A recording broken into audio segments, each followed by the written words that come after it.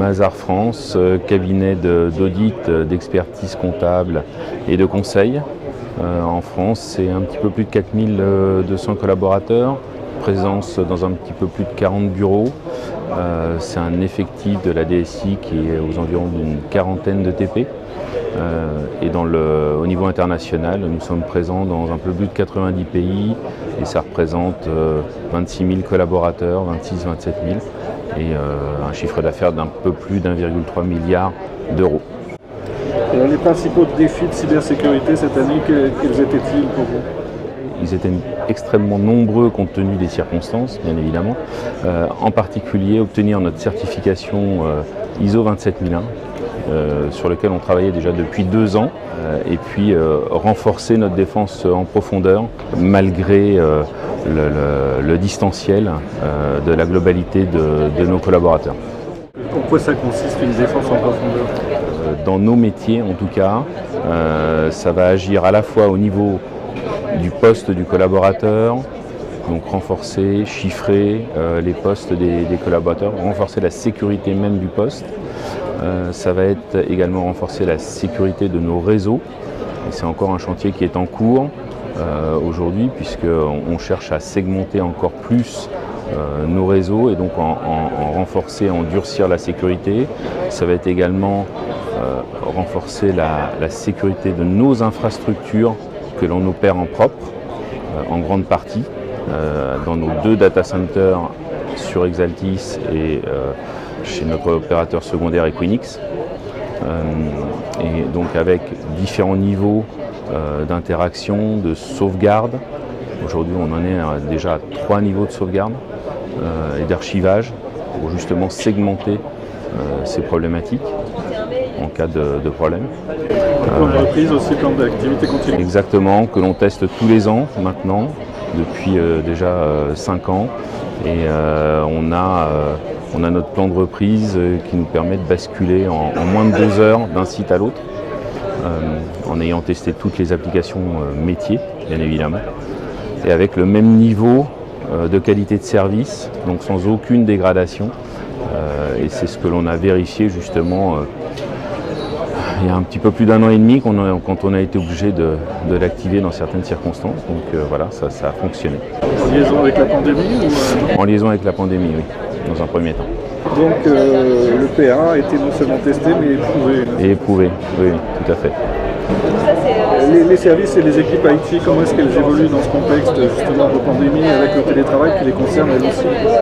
Alors la transformation s'est faite quasi naturellement en fait, et je dois bien avouer que la grande grève du mois de décembre nous y a beaucoup aidé, puisqu'on a fermé nos locaux donc juste avant la pandémie finalement, et nous a permis de tester notre production en live pendant 2 jours en mode télétravail, et ça a été extrêmement utile pour nous rôder justement, et les administrateurs n'ont absolument rien perdu de leur agilité et de la qualité de service pendant cette période.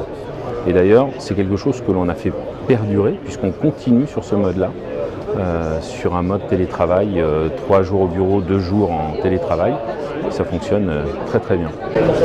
Est-ce que vous prévoyez d'externaliser davantage de contrôle de flux par exemple Alors aujourd'hui non, on est vraiment sur...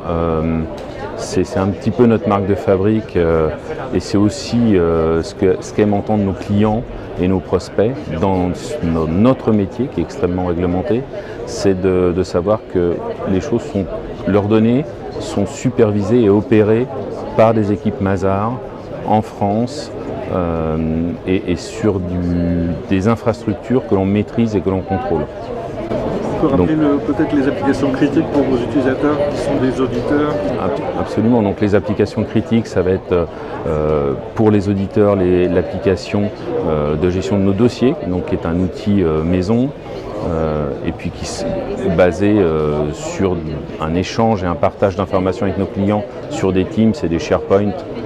Teams pour les dossiers de travail et SharePoint pour les échanges clients, SharePoint on-prem pour les échanges clients, donc dans nos infrastructures. Et puis pour la partie comptabilité et paye, donc expertise comptable, là on va s'appuyer sur des outils comme Cegid ou Sila Expert qui sont en mode SaaS privé chez les éditeurs. Et assurer le même niveau de qualité et le même niveau de sécurité sur différentes infrastructures, qu'est-ce que ça vous oblige à faire en particulier?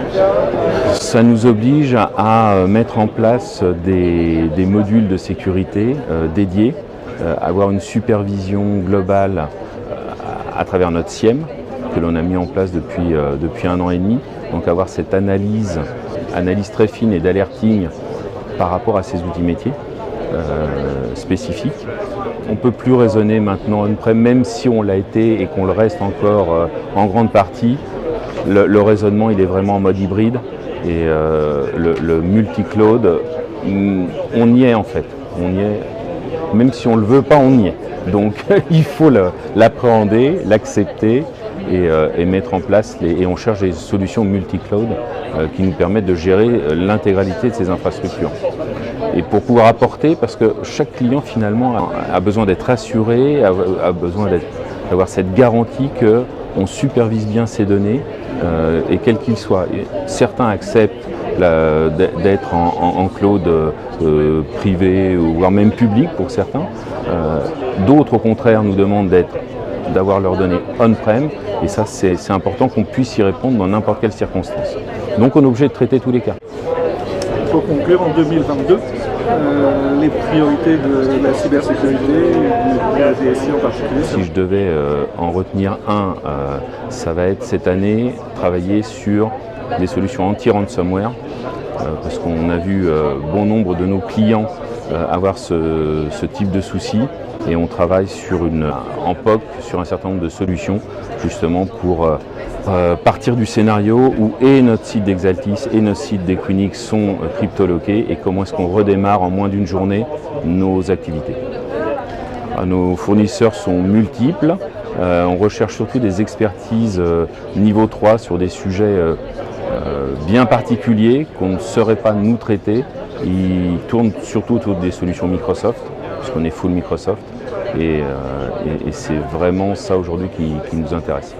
Merci beaucoup, bonne continuation. Merci à vous.